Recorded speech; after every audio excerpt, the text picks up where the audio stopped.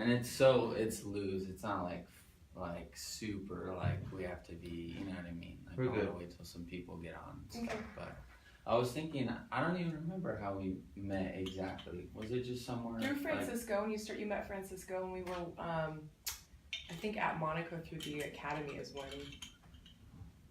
Was that the first time we met? Yeah, I think so. When we first started like getting to know each other. Oh wow. Yeah, because you would come to the academy, and I was helping facilitate, and then you would film and stuff, and that's how we got to know each other. Yeah, back then I was still filming. I had the phone and I was. Paparazzi status. Yep. Hey Brooke. Hey. So Jennifer, she reached out to me too. She's like a breast cancer survivor. Oh wow. And so, just to do a quick introduction to everyone, this is Jessica Marino. Get here. Hello. So, we were just talking about how we met and connected. This was about a year ago when I was kind of running around with my head cut off, trying to film, trying to run social media. At that time, I was like interning for my mentor, Francisco. And so we had met just through just kind of proximity, and she was obviously a loan officer with Francisco. But as our relationship grew, I started to seek her out just for, potential like wisdom and just to ask her certain questions, because she had graduated from the University of Santa Monica, which I actually went to when I was 15 or 16. I didn't know that. I went. The Insight program? Yeah, the Teen Insights. Yeah. Cool. So that's why I wanted to share her with you guys and like her insights, because she brings a very like practical yet spiritual psychology outlook to things, and especially business. So I kind of just surrendered to how this whole thing happened. I just kind of came in to say hello to everybody, and then sure enough, I was kind of looking for somebody to do the podcast with, and we were just kind of talking, and then she was giving me insight and wisdom, and then I'm like, so when are you going to start your YouTube channel? So she loved that, I could tell that she's wanted to share some of this stuff, so I felt I could be a perfect liaison to you beginning to share these insights. So just for the Instagram, this is my audience that I would say is closer to my age, and I'm really growing to inspire them to just see life in a different way. Mm-hmm. So that's kind of who we're sharing this conversation with here. And then Facebook is obviously, I have a lot of potential business people that are on there, just sharing them what I'm trying to do to inspire the generation. So I kind of wanted to just jump right into it and talk about going to school and kind of what led you to the path to do spiritual psychology, because that's a very that's a very interesting field, and it's not very common you hear somebody doing that. So maybe share a little bit about that and just going to school there. And So I've been at the Mortgage Phoenix Group approaching 2 years now, but before I worked in corporate America, was making a lot of money, but was really, really unhappy. And out of kind of desperation, I started to ask, bigger questions and seek out, how can I find my happiness? I'm making all this money, I'm getting all these accolades at work, people respect me, but I was miserable. And so out of desperation, I signed up for I won't share the name of it, but it was a weekend leadership seminar. Very, very intense, and that kind of cracked me open. Got it. And so I kind of just began to question the whole system of society and working and just being miserable with just the whole rat race, and then I started to really get clear on what I did want, and what I wanted was to work for a company that was environmentally and socially ethical. I had this background in finance, and through my fiance I met Francisco, and he's a graduate of the University of Santa Monica, and some of the other colleagues that worked here too had graduated, and my fiance had graduated, and so I really wanted to just dive deeper into my kind of my awakening. Mm-hmm. And I saw how beneficial it had been to Francisco in the way that he, not only does business, but just goes through life. So I signed up. It was a 10-month program, and it was amazing. Wow. Yeah. So is that it's not traditional? Was that like a semester, or that was just a 10-month program? So what do they take you through? Because I want to give some, the listeners some basics maybe for how they could, I was trying to write it out, but basically kind of like a lens they could maybe look through life through, you know what I mean? Kind of in that way, so. Yeah.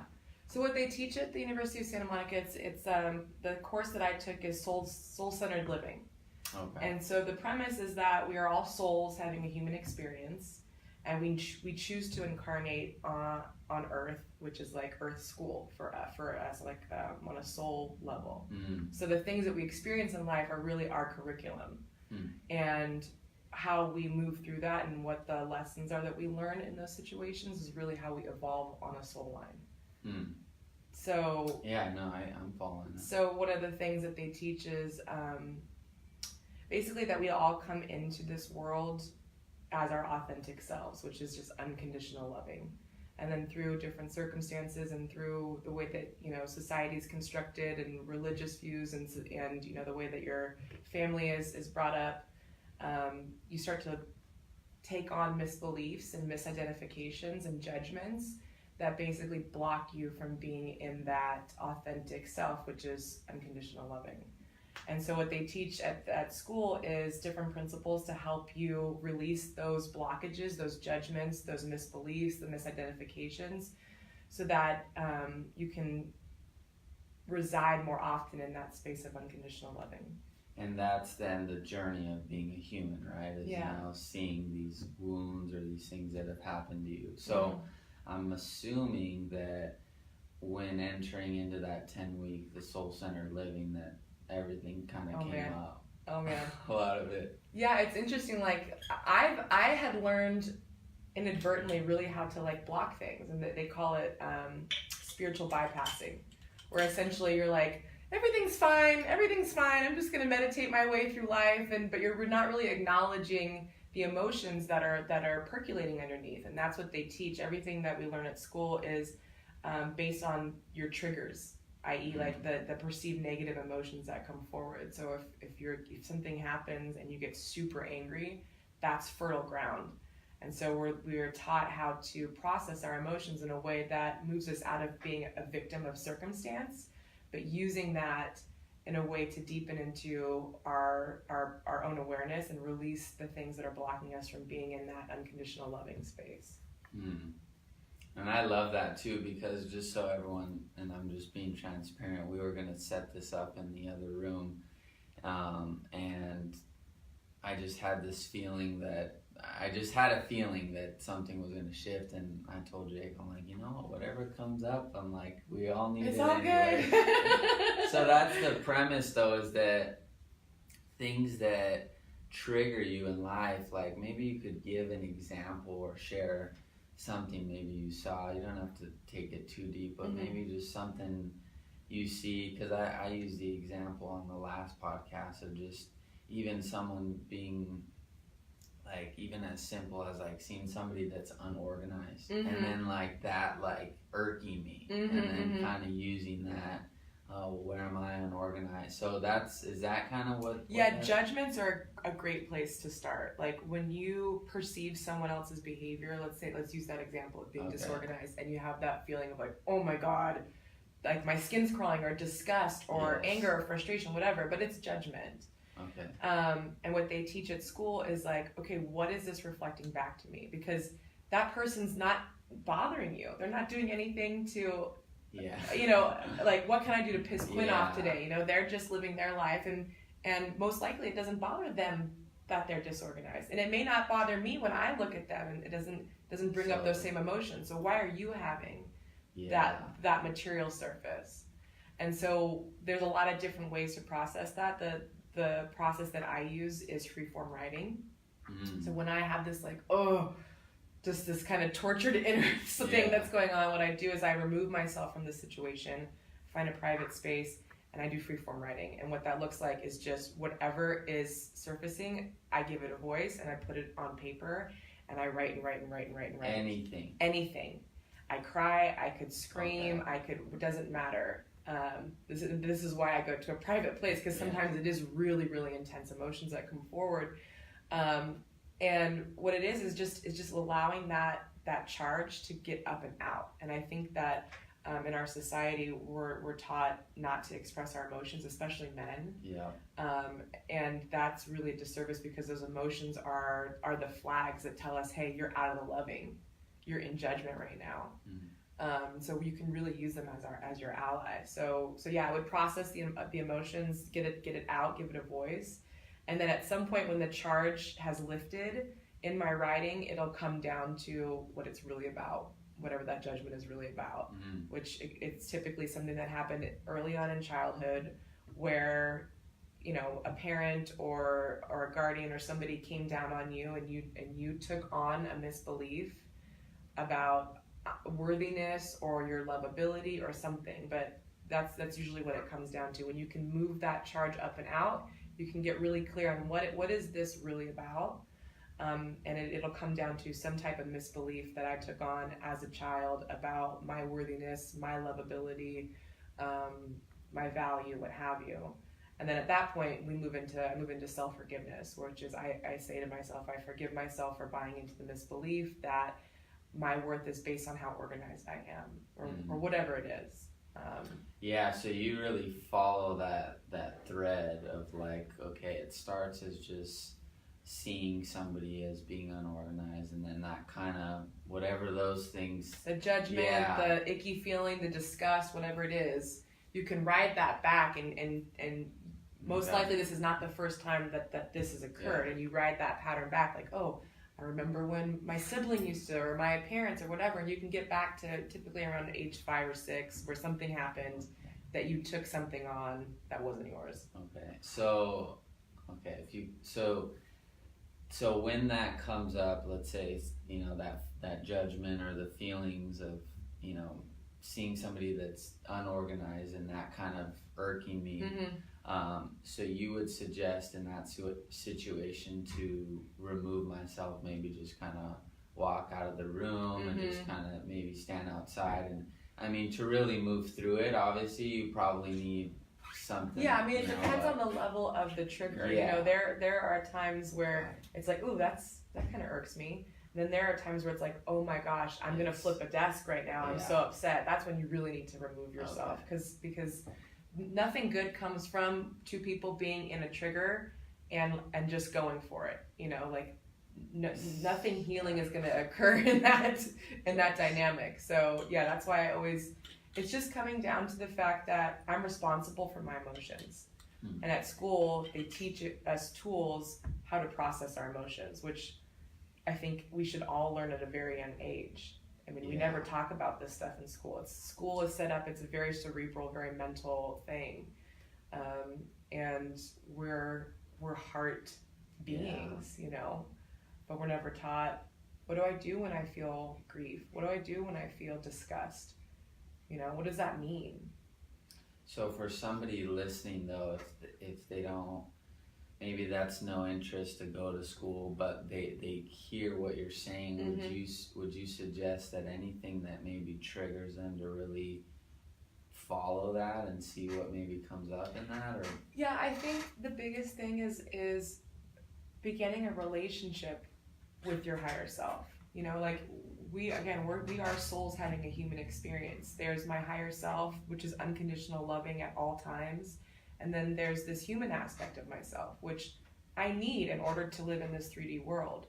But I would encourage people to start developing a relationship with themselves, whether that's, doing meditation or yoga, but any type of mindfulness activity where you're sitting in the stillness and you're listening and you're checking in with yourself and you're listening to, feelings in your body and, giving your emotions a voice. Any type of relationship with self, I think is absolutely crucial, especially in this time that we're going through collectively with the shifts in consciousness. I mean, I just don't know how people are getting through all of this intense energy without having some type of spiritual practice. So what do you see happening in the collective right now? And maybe even explain what the collective is if somebody doesn't. So the collective meaning like the consciousness on the planet. So again, we're all souls having a human experience, and I really believe that we come to Earth to evolve on a spiritual level, to come into the awareness of where we came from, of what we truly are, which is unconditional loving. And when we come into Earth, that veil goes down and we forget. And so people are remembering right now. People are waking up. People are seeing the suffering that's occurring on the planet and saying, what are we doing? This is insanity. But the chaos that is occurring is things that have been occurring for a long time. It's just been under the surface where a lot of people weren't aware of. Now, because of social media and just different platforms, people are aware of all of the things that are coming to the surface, and it seems like the whole planet's lost its mind. But what it is it's collectively what's occurring for us individually is waking up to, oh my gosh, this self-induced suffering that I've been putting myself through, and acknowledging it and letting it up and out. That's happening on the planet as well. The pain is coming up and out. You have to feel it in order to heal it. So can somebody feel things from the collective and not just from themselves? Like, can somebody be going through a lot of suffering that's, that they're holding something from just the world? Is that possible? Absolutely. Yeah, that's something that I've definitely struggled with. I think women have that intuition and that feeling, so they really have a deep sense of compassion for people, where men maybe are kind of disconnected. So, well, even in the animal kingdom, when you look at, like, for instance, the lion and the lioness, when they're in the den sleeping and there's danger outside of the den, the lioness's hair goes up first, and she's the one that alerts the lion that there's something wrong, and then he goes and protects her. So I think that's cool. Isn't that cool? Alexis says hi. That's hi, so honey. Cool. I love that. That's like super cool. I didn't know that. Yeah. So I think that men and women are different, and wonderful in their differences. And yes, I would say most men, most women are more sensitive to the changes in energy and the emotions and things like that. But we all have the capacity to deepen in our intuition and to deeper in our empathy. It's like a muscle. So the more, like, that I'm open and I listen and I feel into your energy or just just the planet in itself, the stronger that intuition, the stronger that muscle gets. So is it that you think that, and not in a bad way, but just that women naturally have more intuition, or they're more in tune? Because I feel like being raised by like a single mother, I feel like I know when stuff's kind of going on. And I know some people that have been also raised by single mothers, and they kind of share that same experience, because that's what you're surrounded by, is just that like thinking of stuff that's like not even going on, like, oh, I wonder how she's, and it can be a really powerful tool. Absolutely. I mean, if you look at it from the soul perspective, souls are without gender. So I believe in past lives. I believe that in past lives I've been a man before. You may have been a woman before. So, okay, this is cool. I was waiting to get it. So we're just going to start pulling the thread. Let's just go for it. Okay, so you believe in past lives. Yes. That was the first thing you said. And you also believe that in your past life you may have been like a man. So does that mean as a human man, or some energetic, as a human man, I've had since the beginning, when humans began to be on Earth and stuff like that? Yeah, I think that, we could really go into some deep shit here, but I think that, I think that we evolve consciously. Okay. That's the whole point of the past lives, and coming back and doing school over and over and over again. And if you're a practicing Buddhist, there's a whole template of how this actually goes. I wouldn't say that I'm, I'm a little bit of everything as far as my spirituality goes. But yes, I believe that at some point in my consciousness, I may have been, you know, I have memories of being a slave. Like that I've had past life, you know, readings where I was a young boy, and that really resonates with me on a soul level. Like it's shocking to hear things that I know to be true. Yeah. Do I have any way of like actually validating that? No. And I'm totally open to it. I'm just like asking you so that I can, you know what I mean? I'm not like, this is weird. It's like, because I've thought that too, like what really makes us who we are, you know, like there's obviously our parents and our DNA, but what gives us these things that we just remember? Like for me, it was intuitive that I was meant to like teach people. Like I know that, you know, and it's like, well, did I just get that from just this life, or was that in some way who I was before, or you know? So it's very interesting, because if you think of it, like when you die or your physical body dies, it's like that energy still exists. It just absolutely. So. I mean, if you follow the shamanic teachings, when someone is transitioning, when they're passing away, there's a specific like ritual that you do to unlock the soul from the body, and I've watched different documentaries, and it's all consistent in different tribes where you unlock the chakras to release the soul from the body. And what they teach, or what the understanding is that the chakras are basically like your computer programming, and they collapse into themselves, and that's like your software in your soul. And then when you reincarnate, you still have the learning from your past life. You still have your karma, and so then when we incarnate, those chakras are then downloaded. The memories, all of your karma and everything from your past lives is downloaded into this spacesuit this time. And this time I happen to be a woman who's Caucasian, who lives in Southern California. And okay, so then when you meet, like even someone like me, like if we connect, do you think that is part of it as well? That in some previous life we met, or you know what I mean? Like why do we connect with people in this life? Like what do you think it has any relation to possibly living before and knowing somebody before? Absolutely. I believe that we have our soul tribe. The way that they explain it at USM is, you know, before you incarnate, here's, you know, there's my soul, and then there's my soul council. So it's like my soul family, my guides, what have you. And there's some type of discussion about what would be the best scenario for me to come back down into earth to evolve consciously.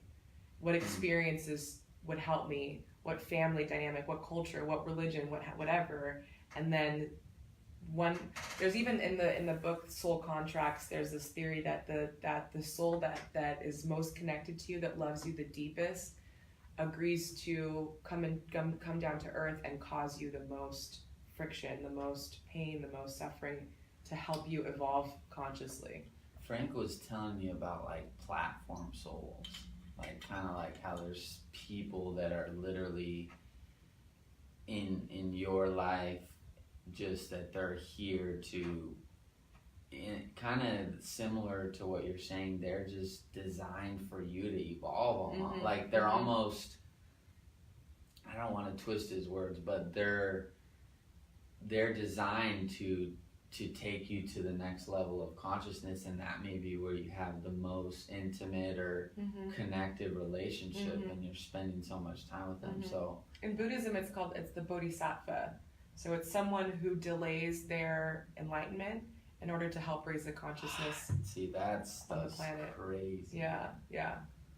It's amazing. I mean, but I do believe, and again, I have no way of actually proving this, but this is what works for how I'm operating in my life. I believe that there's a purpose for you and I to be in each other's lives. Even the homeless person that I meet on the street, everything that I encounter, I believe, is a lesson, is the guru, is the opportunity for growth, is the opportunity for the lesson. And that's how I choose to live my life. There are no accidents in my life. Everything happens for my growth. So when, let's say you're going to the gas station or the store or something, is that little kind of thing where like you see somebody and there's something there. It doesn't mean to say hello, but maybe is that even that discernment that that person could be there to positively influence you, like, because there's times where, like, for instance, I'll drive by somebody and a homeless guy, and like I'll see him, and like the connection's made, and then it's like, and most of the time I'm pretty much always giving money. Now I don't really carry cash, but that connection's made. Like, so do you find things similar in your life where there's those little connections? And I think we often ignore those, and that's why the world is the way it is right now, because we make that connection and we just push it to the side. And it's just like, well, there is a divide and conquer structure on the planet right now. And like in the movie Avatar, that movie was so touching and so powerful for so many people because it resonated on a soul level, that we are all connected, not just human beings, not just animals and plants, but you know, the whole earth. So yeah, when my heart is open and I'm moving through life that way, every person I look at, every face is a face of God. Yeah, I love that. Yeah. Do you think, and this is I'll just say it, do you think that we are God? I think that we all come from source, from God, Okay. and that God is experiencing life through us. Yes. I believe that I too. think that the thing that resonated with me most at school was this concept of the holy longing. Have you ever heard of this before? The holy longing is basically the root of all of our suffering, and it stems from the deep yearning to be and to know God, to be one with God, to feel God. And when I heard that, it cracked me open. I ugly cried, because that really resonated with me. Like, whether it's reaching for food, or reaching for wine, or a lover, or whatever it is, reaching outside for that feeling of the oneness, of the unconditional loving, of the connectedness. That to me is what we're all desiring, is to remember what we really are, which is one with God. And that's really where that whole journey begins, even in terms of like business, right? Because then when you're in your normal like life where you meet people and talk to people, like you have that with you, but in relationships and the way that like people have to do things to just get by and to make things happen, like that journey, like you start to see normal life as that, not just when you're at school and meditating, right? It's like everything is that journey. Absolutely. And that's why I feel so fortunate to work at the Mortgage Phoenix Group, because that's allowed. I'm allowed to come in here and talk about woo-woo stuff, or you know, things that I wasn't allowed to talk about. Well, not that I wasn't allowed, but it wasn't really accepted in the culture of corporate America. So I had to keep that separate, that I was, you know, meditating before work, or that I was, you know, going to and getting Reiki done. Then I would come in and I would put my corporate America Jessica hat on and get shit done in this type of, you know, shark, Wolf of Wall Street mentality. And it became painful for me, because it was so out of resonance with who I really was. And now I really feel that I've come into you know, union with my spirituality and my work life, but I have a platform where I can do that, where it's allowed, you know, so I feel very fortunate. And those organizations are, I mean, I feel like they're starting to emerge more in that, like you were saying, the overall consciousness of people right now is seeing that, like, whoa, there is this component of my life that I can't just shove away and hide. It's like I want to embrace that. I'm seeing that a lot with social media, people using their voice, talking about things they're passionate about. And I think even for somebody that's wants to share this, that through social media they are given that too, which is why I think it's a huge gift as well, right? Yeah, absolutely. That's why when you mentioned wanting to do the podcast, I have felt for a while now, like I do have things that I want to share. I went through a very, very violent spiritual awakening. It was very scary. And I've come into this space of I really feel happiness and I think relief, honestly. Like again, going back to the holy longing, like that suffering and that yearning is really, I'm not separate from source, from God, from universe, whatever word you want to use. Like just turning within in the stillness and focusing on my heart, I can reside in the knowing that I am unconditional loving, and anything that I'm trying to seek outside of myself, it will never fill that void. Yeah. It will never fill that void. That you will always be hungry if you're seeking for the loving outside of yourself that comes from within. And that's probably also true for people that have external goals, like making a certain amount of money. Absolutely. Right? It's like, absolutely. Because Jake and I always talk about this. Like a year ago, we're like, oh, if we could only, get this much money, and then it's like we're doing the same thing now. I'm like, there's no, like, this will never end. It'll never end. It's like we have to be like. So what would you say, is that being in gratitude for that, for what it Gratitude is? Gratitude is definitely a quick fix for a shitty mood, that's for sure. If you wake up on the wrong side of the bed or you find yourself in judgment, focusing on something that you're grateful for can shift the energy very quickly. For me, it's like in the morning, just checking in with myself. And basically I just ask myself, like, how do I want to feel today? And if I want to feel, joyful, then I'll meditate on joy and just really like get my energy, my vibration up into that as quickly as I can. Because for whatever reason, if I don't do that, I'll go right back into there's something wrong, judgment, that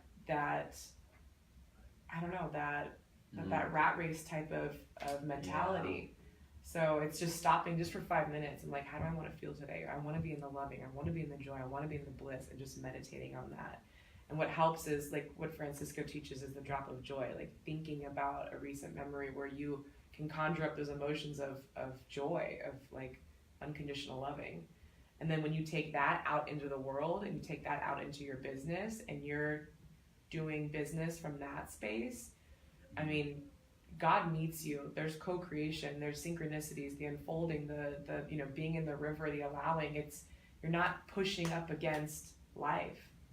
That's been my experience. And the goal line, as far as like reaching your goals and making more money, it happens more fluidly because you're in that Christ consciousness of like just complete and utter compassion and loving. How can I serve you?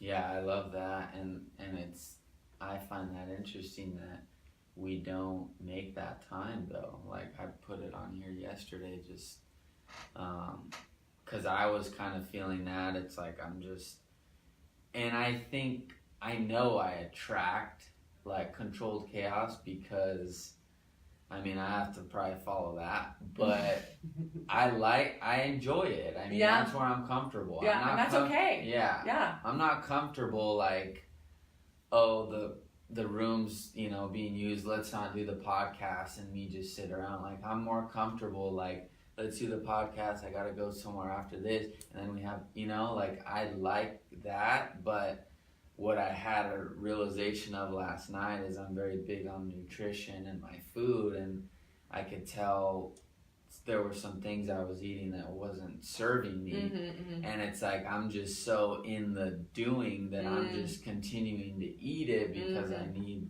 sustenance. But I was like, I just kind of paused it last night. I'm like, it was quiet, I put on some healing tones, and I'm like, I just want to just zoom out and look at what I'm doing. So because we don't make that time to like, what do I want? It's like we kind of wake up and we just go, and that's a really tough thing if you don't learn that at an early age, to discipline yourself.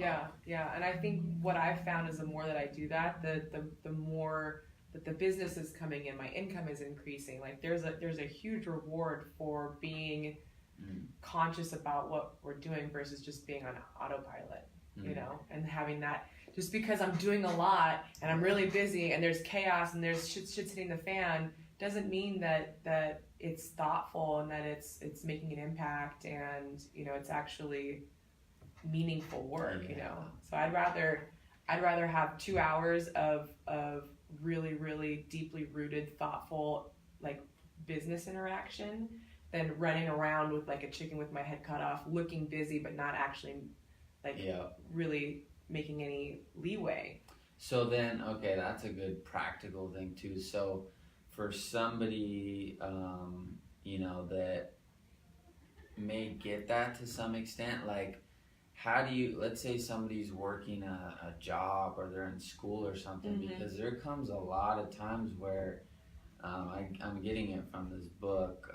He's 4-Hour Work Week. He says doing something unimportant well does not make it important, and spending a lot of time on an activity also doesn't make it important. So it is a muscle you have to use with yourself, because if you just continue to like do those things where it's like, oh, I'm looking busy, my boss thinks I'm doing stuff, right? Like, you don't understand that you're being a disservice to yourself, because you're just expending your energy on not on what, and then you're also being a disservice to the person paying you, because they're paying you to do this and you're really just not doing it. Exactly. And that's, I mean, I feel like I'm only one person, but when I was in college, I felt like that's what I did. Like, I feel like people think they need to study for like 12 hours, and you see them like it comes with procrastination too, that like we wait, and then it's like we think we're kind of like studying, and it's like you're on the phone, or, you know, like people at the gym, it's like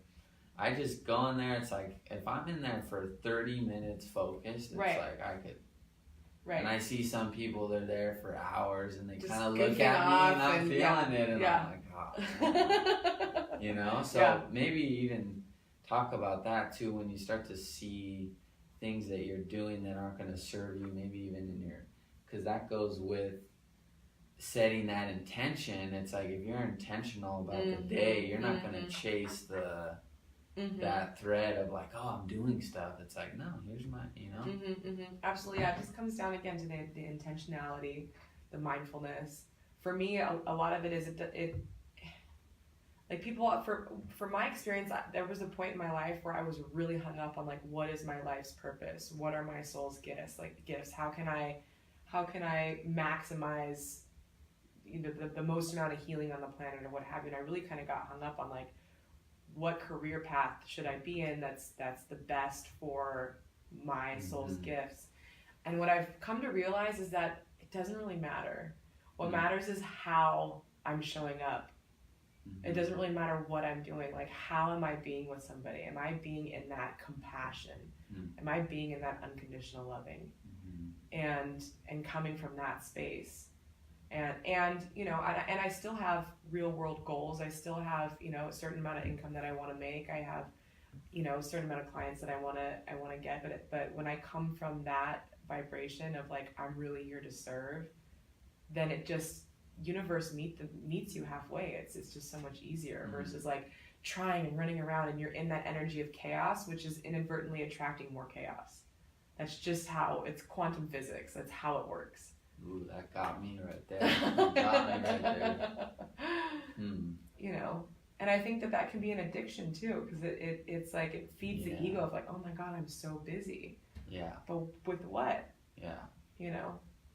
Yeah, that's a big one for sure that I'm working on with, because yeah, it is, and I think you're right when it's about how I'm showing up, because if I'm just showing up a certain way, it's like that, all that other stuff will take care of itself. But if I show up to just be busy, to feel like I'm doing something, that's not going to be as big of a service to myself, and most importantly, the people, you know? Yeah, exactly. Like for me, if I wake up on the wrong side of the bed, I'm in a shitty mood, I would, it's more important for me to sit and do my process and work through that than to just push through an office day and meet with clients in a shitty mood, in judgment, in that lower vibration, because that's permeating out into the world.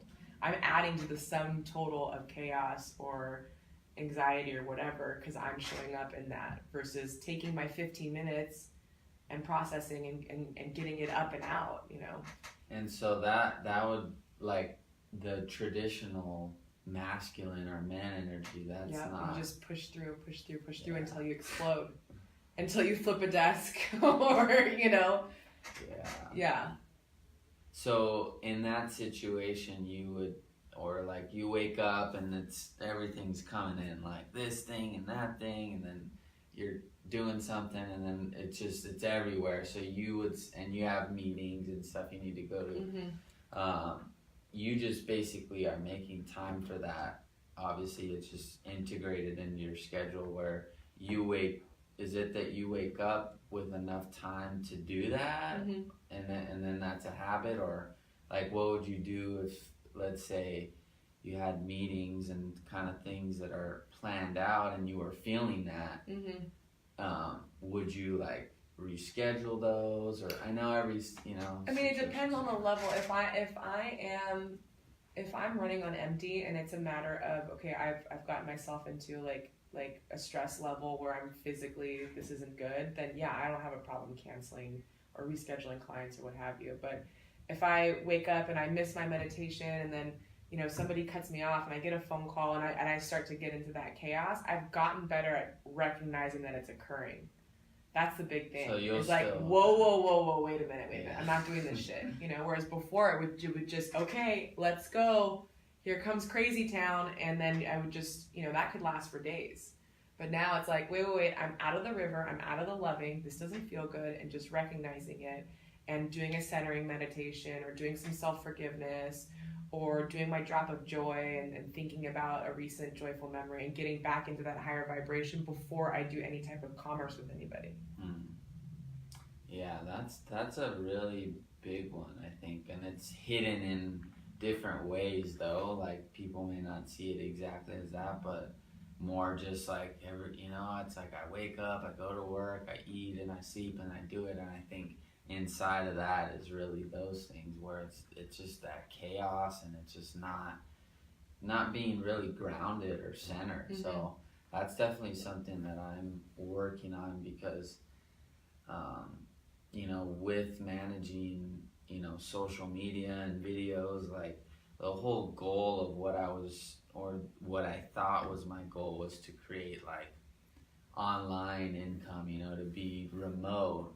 And then as life went on, I realized like, okay, I'm meant to inspire people and like grow a team and do that, but there's also that component of having the flexibility to do it from wherever. Now with phone, it's like, it's insane. But I think a lot of people forget that, and